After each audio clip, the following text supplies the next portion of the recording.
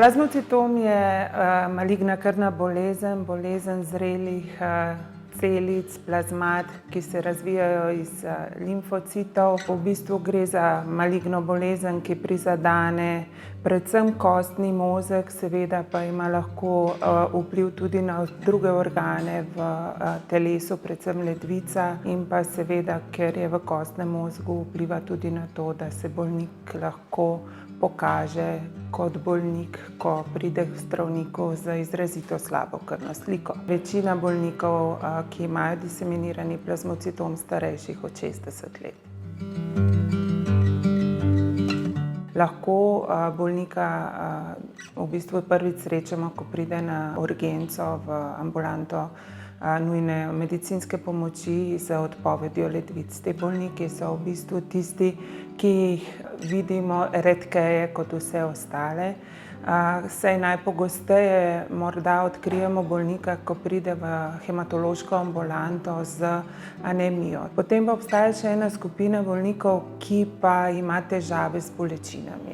Najpogosteje bolečinami v križu, ker je plazmocitom bolezen, ki prizadene direktno kost. In nemalokrat traja dolgo časa, da bolnik v bistvu sploh pride do rentgenskega slikanja, ki potem pokaže spremembo na kosti, ki je značilna za maligno bolezen plazmocitom.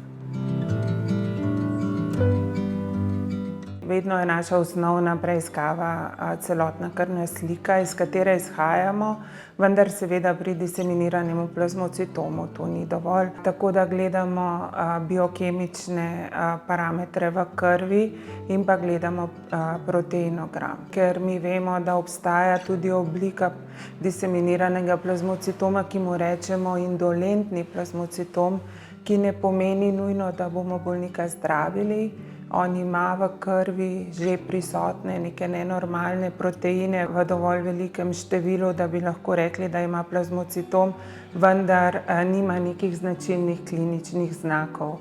Zato naredimo potem preiskave kostnega mozga, kjer z punkcijo, se pravi z odvzemom tekočega dela in pa z biopsijo z odvzemom tega dela prav kosti, določimo, koliko teh nezdravih celic v bolnikovem kostnem mozgu je.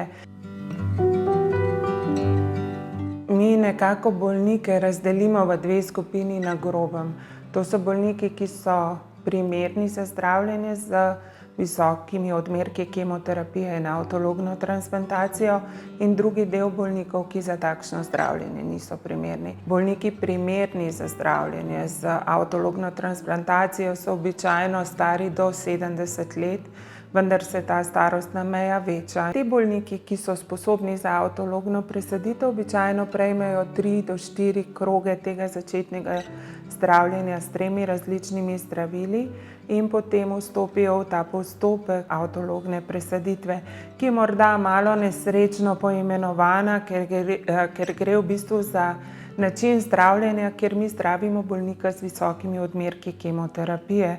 S to kemoterapijo praktično vržemo atomsko bombo na kostni mozeg in potem potrebujemo celice, ki smo jih predhodno zbrali, ki so bolnikove lastne celice in nam v bistvu omogočijo ponovno vzpostavitev delovanja kostnega mozga, kar sicer ne bi bilo mogoče.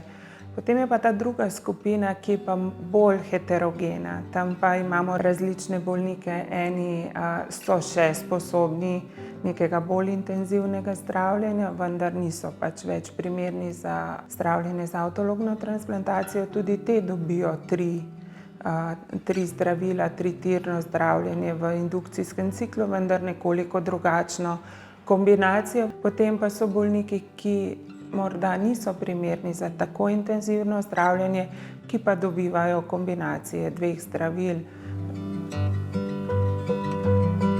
Če ima bolnik prizadeta ledvica, potrebujemo sodelovanje nefrologa, če je prizadet skelet, če ima zlome, potem nam pomagajo kirurgi. Če gre samo za velike te litične lezije, ki prizadenejo kosti, potem nam pomagajo tudi kolegi iz Onkološkega inštituta, radioterapevti, ki lahko z obsevalnim zdravljenjem v bistvu zmanjšajo bolečino in tudi utrdijo kost. Potem je pa ta drugi del, kjer hematologi v bistvu podpiramo zdravljenje same bolezni z podpornim zdravljenjem, recimo anemije, z raznimi dejavniki. S temi lahko pomagamo tudi, če ob zdravljenju pride do nevtropenije, se pravi znižanja levkocitov in granulocitov, ki branijo pred okužbami. Nemalokrat imajo bolniki zmanjšane vrednosti normalnih imunoglobulinov, ki branijo prav tako pred okužbami, zato potrebujejo infuzijo le-teh. In pa seveda zdravljenje z bisfosfonati, ki je v bistvu del podpornega zdravljenja diseminiranega plazmocitoma. Diseminiran plazmocitom je bolezen in področje, na katerem se razvija vse več in več zdravil. In v bistvu v Sloveniji imamo srečo, da so nam ta zdravila dostopna in v bistvu v vsaki ponovitvi bolezni imamo kar nekaj možnosti, ki jih bolniku še lahko ponudimo. Tako da se je v bistvu preživetje bolnikov s plazmocitomom močno podaljšalo. Mi že sedaj poznamo tudi v naši skupini bolnikov bolnike, ki so v remisijah po več kot 10 let in bi lahko šteli tudi že za ozdravljene. Teh bolnikov lahko, da bo z novimi zdravili, ki jih bomo umestili v zdravljenje čisto na začetku, še več. Seveda pa tudi naš oddelek in celotna hematološka sfera ogromno pričakuje od zdravljenja z novimi celičnimi zdravljenji in tudi CAR-T celice verjetno tudi na področju plazmocitoma so prihodnost, vsaj za nekatere bolnike.